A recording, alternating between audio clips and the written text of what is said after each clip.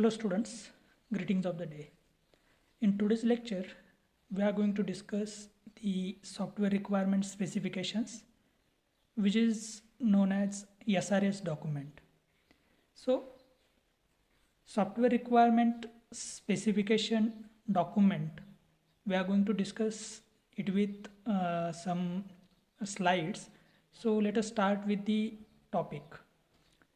So basically, software requirement specification or the software requirement specification document is an official document, or we can say that it is the statements of what the system developers should implement. Means what?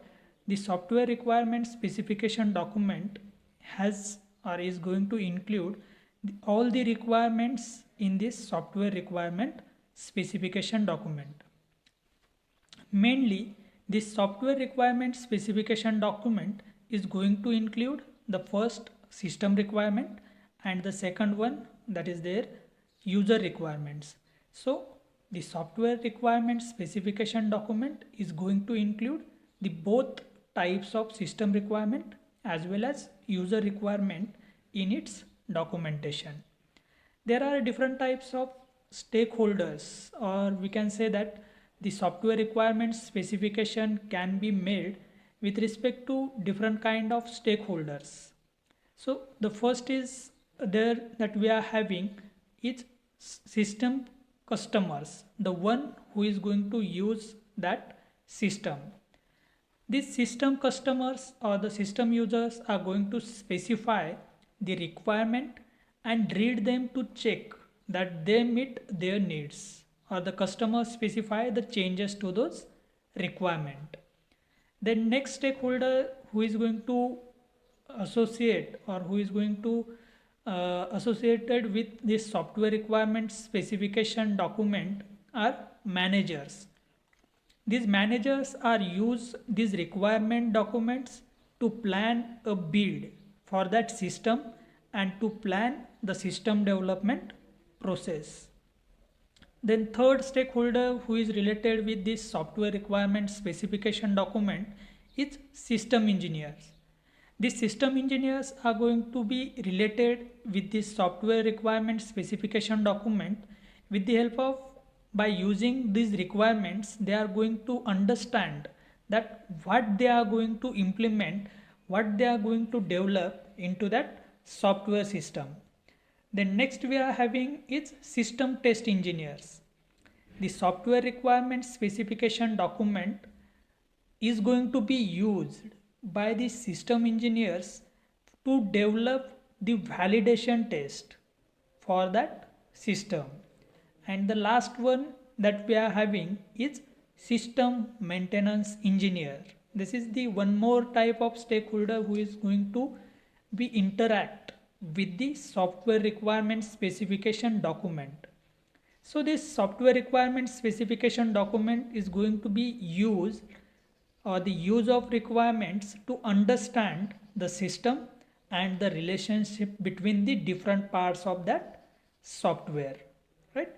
So the software requirement specification document is the document which is going to be used by the different kind of stakeholders like system engineers, system customers, managers, then system test engineers, system maintenance engineers. And the important part that we have mentioned, that document consists of, is nothing but the system requirements and the user requirements. Okay, so this is all about your software requirement specification document. Then next we are having this SRS, the software requirements specification document has a set of users like senior managers of the organizations and the engineers who are responsible for developing the softwares. In the previous slides itself, we just have discussed the different types of stakeholders, and in these different types of stakeholders there are some senior managers and there are some engineers who are responsible for developing the softwares. The details which are included in SRS are going to depend on the type of system that is going to be developed and the type of development process, right? The document, the software requirement specification document that we are going to write down, which is totally depends on the two factors. The first thing, that which kind of system that you want to develop, right? And to develop that system, obviously we are going to use some kind of development process model. So that type of development process model and the type of that software system is going to decide the what kind of information that we are going to include in our software requirement specification document.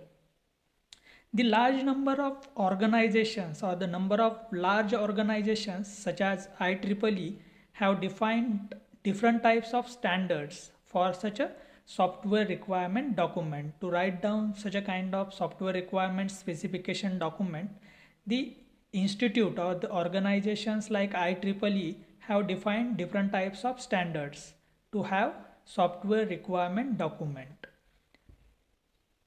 The most widely used standard is IEEE ANSI 830-1998. The most used standard for the documentation, just like software requirement specification document that we are going to use or that we are going to follow, is IEEE/ANSI 830-1998. These standards have suggested the following structure for writing down the requirement specification document. So what type of structure, or depending on the structure, the what type of information that SRS or software requirement specification document should include, that we are going to discuss in our coming slides. So the standard is going to suggest the structure for requirement document, and in that, with respect to that standard, we are going to have the following topic in our software requirement document. The first topic that we are having is introduction. In introduction part, what we are going to mention? We are going to mention the purpose of our software requirement specification document, then the scope of product, the product that we are going to develop with the help of different types of programming language. What is the scope of that product that we are going to mention with the help of this introduction part.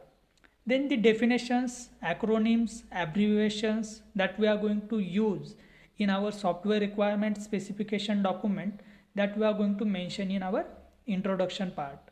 Then we can also have the references and the overview of that product in this first part of our software requirement specification document. Then next we are having is general description.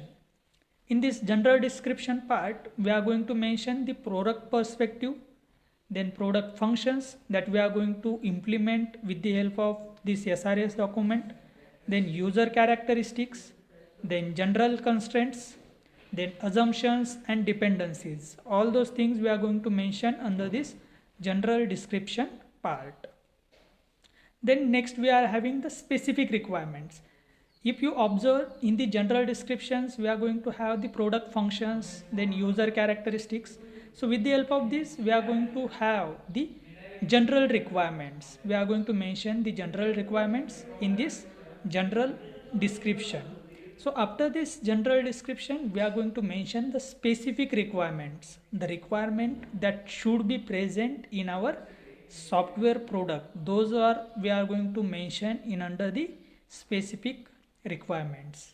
And at the end of our software requirement specification document, we are going to conclude our software requirement specification document with the help of appendices and index. So according to the IEEE standards, we are having one structure, and with respect to that structure, we are going to include the different types of topic in our software requirement specification document, right? So these are the content of that software requirement specification document that we have discussed in the previous slide and the slide that you are watching on your screen. So this is all about your software requirement specification document. Then software requirement specification document is very useful when outsider contractor is developing the software system, right? Whenever the outsider or the outside contractor is going to develop that software, there should be some kind of mean, right, of communication, and that communication can be placed with the help of this software requirement specification document. For the business systems where requirements are unstable, SRS is going to play a very important role whenever you are going to develop a business system. And in such a type of business systems, whenever the requirements are unstable, you are going to change the requirements time to time. In such a cases, such a type of software requirement specification going to play a very important role, because every time you are going to change that requirement, you have to mention it, or you have to make update it into some type of document, and that can be made with the help of this software requirement specification document. So it plays a very important role in our software requirement specification document. So this is all about today's lecture. In today's lecture, we just discuss the different types of